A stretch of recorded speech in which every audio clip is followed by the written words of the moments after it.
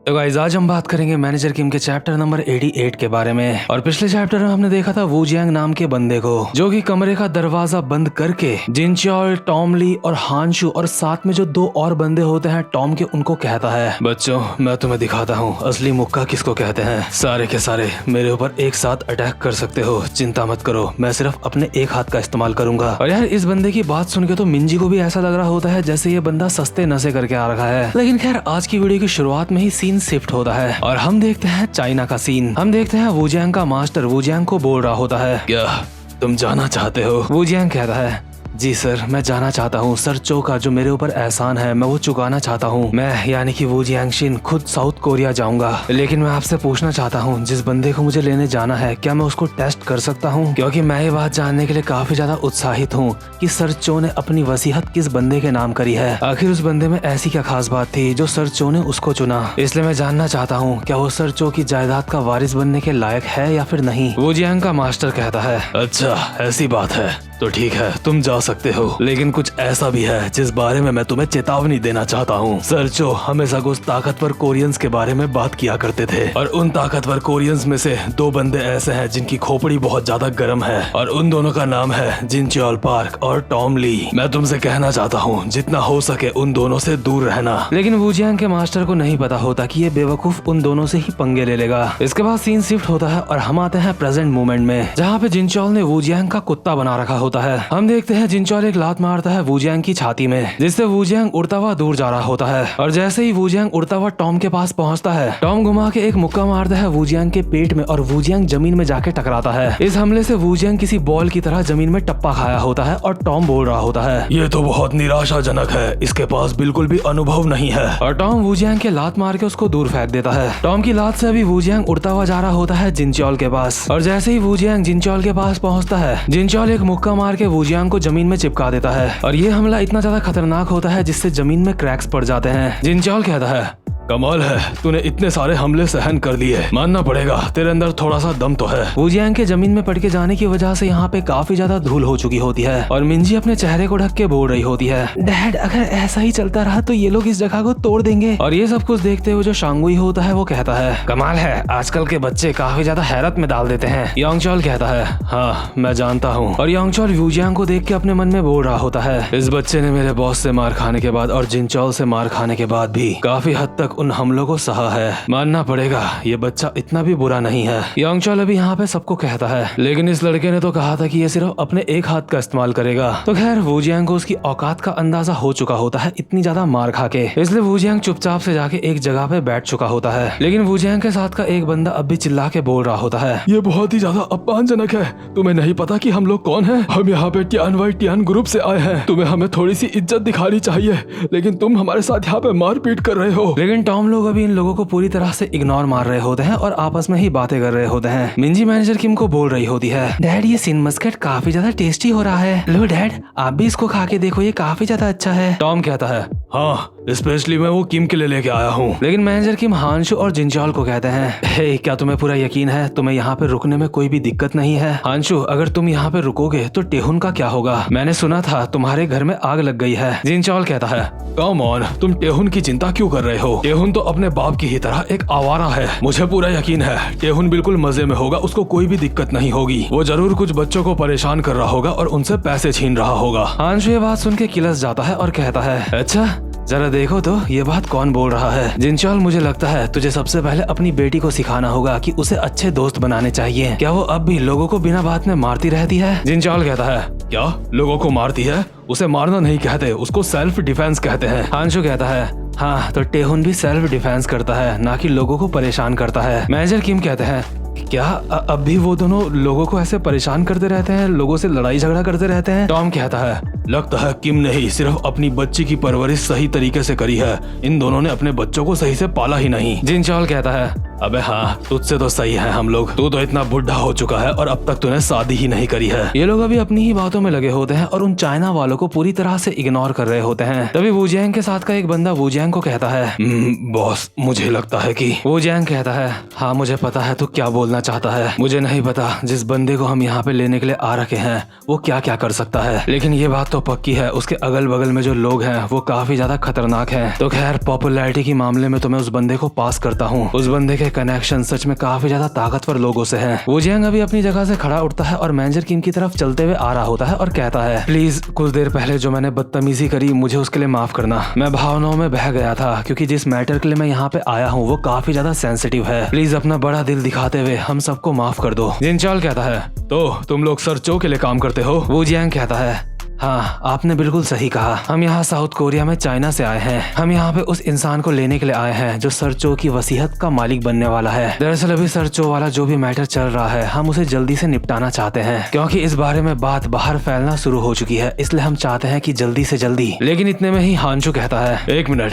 पहले ये बताओ आखिर सर चो को हुआ क्या है? एक मिनट, लेकिन उससे भी पहले ये बताओ क्या सर चो सच में मर चुके हैं? कुछ समय पहले मेरी उनसे बात हुई थी, वो एकदम परफेक्ट थे, उन्हें कोई भी दिक्कत नहीं थी। वो जियांग मुंडी नीचे करके कहता है, उस बारे में अभी हम पक्के तौर पे कुछ नहीं कह सकते, इस वक्त हमारे पास पूरी जानकारी नहीं है, लेकिन हम लोगों को लगता है सर चो का मर्डर हुआ है। ये सुन के जिनचॉल लोग हैरान हो जाते हैं, लेकिन वो जियांग अब भी बोल रहा होता है, ये बात तो पक्की है कि सर चो मर चुके हैं, हमने अपनी आंखों से देखा था। लेकिन अब यहाँ पे मैटर ये है, जब वो मरे थे तो हमने उनके हाथ में एक फूल देखा था। आंशु कहता है, क्या एक फूल देखा था? वो जियांग कहता है, हाँ, और उससे भी ज्यादा अजीब बात यह है कि अपनी पूरी जिंदगी में उन्होंने फूलों के ऊपर कभी भी इंटरेस्ट नहीं दिखाया है। उन्होंने अपनी जिंदगी में कभी भी अपने हाथ में फूल पकड़ा तक नहीं है और मरते वक्त उनके हाथ में फूल था। ये बात सच में सोचने वाली है। मैनेजर किम कहते हैं, आखिर ये सब कुछ हुआ कैसे? मुझे तो लगा था वो नॉर्मली मरे हैं और अपने मरने से पहले उन्होंने अपनी वसीयत पीछे छोड़ दी है। वो जियांग कहता है, नहीं, उन्होंने अपनी वसीयत बहुत पहले लिख दी थी। वो हमेशा ये बात करते रहते थे कि अपने मरने के बाद वो अपनी वसीयत किसके नाम करेंगे, और हर बार जब भी वो अपनी वसीयत की बात करते थे तो उस समय तुम तीनों का नाम जरूर आता था। सर चो ने कहा था जब वो तुम तीनों से मिले थे तो अपनी जिंदगी में पहली बार उनका मन करा था किसी की मदद करने का बिना पैसे लिए। वो ये जानने के लिए काफी ज्यादा उत्साहित थे कि तुम तीनों अपनी जिंदगी में आगे और क्या क्या करोगे। मरने से पहले वो तुम तीनों के बारे में काफी ज्यादा सोचा करते थे और उसी समय उन्होंने अपनी वसीयत लिख दी थी। इसका मतलब जो तुम तीनों हो। बट इतने में ही मिंजी कहती है, एक मिनट, लेकिन मेरी डैड की हालत अभी सही नहीं है, क्या आप सब उनको अकेला नहीं छोड़ सकते? अभी मेरे डैड को इलाज की जरूरत है और अगर उनका ठीक से इलाज नहीं हुआ तो उनके लिए ठीक नहीं होगा। वो जियांग कहता है, आपको इस बात की चिंता करने की कोई भी जरूरत नहीं है। हमारा टियान ग्रुप सर प्योंगन चो की ही वजह से है। यानी कि इसका मतलब ये होता है कि जो सर चो की वारिस का मालिक होने वाला है उसे हम दुनिया की बेस्ट से बेस्ट सर्विस दिलाएंगे। हम अपने जिस प्राइवेट जेट में यहाँ पे आए हैं उसके अंदर हमारे पास बेस्ट मेडिकल टीम है, साथ ही साथ में हाई टेक्नोलॉजी इक्विपमेंट्स भी है, साथ ही साथ में आराम करने के लिए और रिलैक्स करने के लिए भी हमारे पास जगह है। इसका मतलब ये है कि अगर आपके डैड हमारे साथ आएंगे तो उन्हें हमारे जेट के अंदर बेहतर से बेहतर सुविधाएं मिलेंगी। सफर के दौरान तो उन्हें सुविधाएं मिलेंगी ही और जब वो चाइना पहुंच जाएंगे तब उन्हें और ज्यादा अच्छी सुविधाएं मिलेंगी। इसके बाद टॉम एक स्माइल के साथ कहता है, मैं समझ गया तू क्या बोलना चाहता है। तुम्हारे पास बेस्ट मेडिकल टीम है ना? लेकिन तुम्हारे गार्ड्स का क्या? अगर तुम्हारे ऊपर हमला हो जाता है तो तुम्हारी रक्षा कौन करेगा? क्योंकि इस वक्त जो तेरे साथ 2 नमूने हैं मुझे वो किसी भी काम के नहीं लगते। अगर हम किम को तुम्हारे साथ भेज देते हैं तो किम की रक्षा कौन करेगा? वो जियांग कहता है, अगर आपको हमारी इतनी ज्यादा चिंता है तो आप भी हमारे साथ चलो। हमारे पास ऐसी कोई भी वजह नहीं है जिससे हम आपको अपने साथ ना आने दें। वैसे भी सर चो ने पहले ही आप लोगों को अप्रूव कर दिया है, इसलिए मेरे पास आगे बोलने के लिए और कुछ भी नहीं है। आप भी हमारे साथ आ सकते हो। शांगुई कहता है, अरे वाह, अब हमारी चाइना की बिजनेस ट्रिप होने वाली है। जिनचॉल हांसू से कहता है, आखिर तुम क्या करने वाले हो? हांसू कहता है, क्या मतलब क्या करने वाले हैं? हमें चलना चाहिए। वैसे मुझे टेहोन की थोड़ी सी चिंता है लेकिन कोई बात नहीं। जिनचॉल कहता है, हाँ, तेरा तो घर भी जल गया था ना? हाँ, तू बिल्कुल सही बोल रहा है। मुझे भी काफी टाइम हो चुका है जब से मैं डाबिन से नहीं मिला हूँ। और डाबिन शायद जिनचॉल की बेटी का नाम होगा। इतने में ही वू जियांग इनके बीच में बोलता है, आपके बीच में बोलने के लिए माफी चाहता हूँ, लेकिन मैं पहले ही अपने बंदों को आपके बच्चों के पास भेज चुका हूँ। माफ करना, ये बात मैं आपको काफी ज्यादा देर से बता रहा हूँ क्योंकि बहुत कुछ दाव पे लगा था, इसलिए मैं आपको ये बात बताना भूल गया। हमारे लोग आपके बच्चों का इंतजाम इंतजाम कर देंगे, आप बिल्कुल भी चिंता मत करो। ये बात सुन के हांशू और जिनचॉल थोड़ा सा हैरान हो जाते हैं। इसके बाद सीन शिफ्ट होता है और हम देखते हैं टेहुन को। टेहुन अभी अपना मस्त सड़क में चल रहा होता है। इतने में ही टेहुन के पीछे से काफी सारे बंदे आ जाते हैं जिनके हाथ में डंडे होते हैं। इसका साफ मतलब होता है ये लोग यहाँ पे टेहुन को मारने के लिए आ रखे हैं। टेहुन बिना पीछे देखते हुए कहता है, तुम्हें क्या चाहिए, आखिर तुम कौन हो? दरअसल ये जो बंदे टेहुन को मारने के लिए आ रखे होते हैं ये भी जवान लड़के होते हैं। इनमें से एक कहता है, टेहुन शियोंग तू हरामजादे, आज तो हम तेरी मार मार के हालत खराब कर देंगे। हे जाओ उस साले को जान से मार दो। और ये सारे के सारे लौंडे एक साथ हमला कर देते हैं टेहुन के ऊपर। लेकिन टेहुन खुद से बोल रहा होता है, मेरा पहले ही दिमाग खराब है कि मेरे पास घर नहीं है और ऊपर से अब ये। इसके बाद सीन शिफ्ट होता है और हम देखते हैं जिनचॉल की बेटी को। जिनचॉल की बेटी एक लड़की के रैपट मार के उसको हवा में उड़ा देती है और जिस लड़की को जिनचॉल की बेटी ने मारा होता है उसके साथ की लड़कियां यहाँ से भागते हुए जिनचॉल की बेटी को बोल रही होती है, खुदिया कहीं की, मैं तुझे छोड़ूंगी नहीं, आखिर तेरी हिम्मत कैसे हुई, आखिर तूने योंगन हाई स्कूल से पंगा कैसे लिया, हम तुझे बताते हैं, तू रुक जा। और जिनचॉल की बेटी उन लड़कियों को बोल रही होती है, फालतू की बकवास करना बंद करो, पहले तुमने मेरे ऊपर अटैक करा था, मैं तो बस अपनी पढ़ाई कर रही थी। इतने में ही जिनचॉल की बेटी के पीछे से एक आदमी आता है और कहता है, एक्सक्यूज मी, क्या मैं तुमसे एक सवाल पूछ सकता हूँ? क्या तुम जिनचॉल पार्क की बेटी हो? इसके बाद हम वापस से हॉस्पिटल के रूम का सीन देखते हैं जहाँ पे जिनचॉल वूजैंग को बोल रहा होता है, क्या नहीं तो तू बोल रहा है तूने अपने बंदों को हमारे बच्चों के पास भेजा है? वूजैंग कहता है, हाँ माफ करना, मैं आपको इतनी देर से बता रहा हूँ, लेकिन मैं आपको विश्वास दिलाता हूँ आपको चिंता करने की कोई भी जरूरत नहीं है, क्योंकि आपके बच्चों के पास हमने जिन लोगों को भेजा है वो हमारी तरह नहीं है। वो लोग जेंटलमैन टाइप के लोग हैं, वो आपके बच्चों के साथ बहुत ही प्यार से बिहेव करेंगे। क्या हुआ, आप लोग मुझे थोड़े से हैरान से लग रहे हो, क्या कोई गड़बड़ है? वहीं दूसरे सीन में हम देखते हैं टेहुन को, उसको जितने भी लौंडे मारने के लिए आ रखे होते हैं टेहुन ने उन सबको मार मार के जमीन में बिछा दिया होता है। और अभी फाइनली टेहुन के पीछे से आते हैं वूजियांग के बंदे। टेहुन बिना उनकी तरफ देखे ही कहता है, हाँ और अब तुम्हें क्या चाहिए? तुम लोग जो भी हो, अभी मैं प्यार से बोल रहा हूँ, यहाँ से दफा हो जाओ। लेकिन ये बंदे बहुत ही जेंटल तरीके से टेहुन को कहते हैं, हे क्या तुम हांशू शियोंग के बेटे हो? ये बंदा अपना कार्ड देते हुए टेहुन को कहता है, देखो हमें गलत मत समझना, हम यहाँ पे त्यानवाई त्यान ग्रुप से आए हैं जो कि चाइना का है। दरअसल बात यह है कि हम सब यहाँ पे। लेकिन टेहुन को इनकी बातों में कोई भी इंटरेस्ट नहीं होता। टेहुन बोल रहा होता है, 5। वूजियांग का बंदा कहता है, क्या आखिर ये क्या था, कमाल है, लगता है जो मैंने तुम्हें बिजनेस कार्ड दिया है तुम्हें उसकी वैल्यू काफी ज्यादा अच्छे से पता है, मैं काफी ज्यादा इम्प्रेस हुआ हूँ। लेकिन टेहुन अब भी बोल रहा होता है, 4, 3। वही दूसरे सीन में वूजियांग हांशू को बोल रहा होता है, एक्सक्यूज मी, आपने अभी क्या कहा? हांशू अपने सर पे हाथ लगा के कहता है, अबे गधे, क्या तूने सुना नहीं? तेरे बंदे जेंटलमैन टाइप के लोग हैं,